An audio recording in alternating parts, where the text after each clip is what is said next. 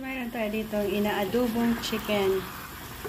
Simple lang ito. Paraan na kung paano natin adobuhin. Nagisa tayo ng onion, garlic, at kamatis. Nilagay natin ang ating chicken.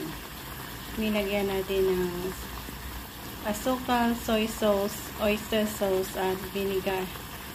Pinakuluan hanggang sa gumaganito na siya.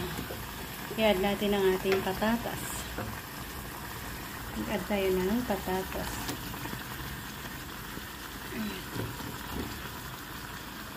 Mayroon na tayong chicken potato recipe.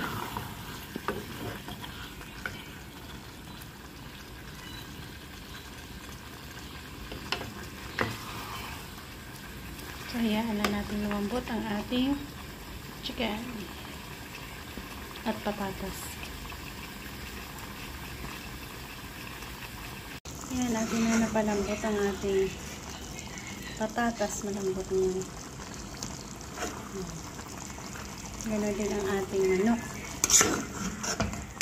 And ready to eat na tayo. Isang simple na paraan ng ating pagluluto dito.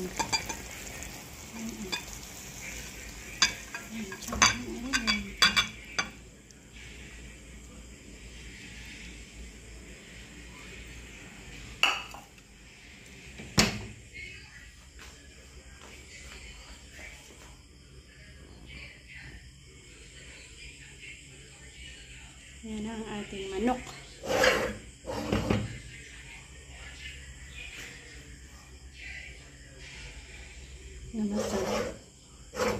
Manok at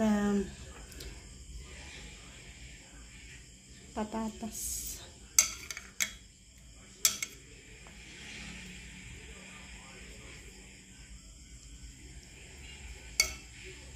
Kain na na.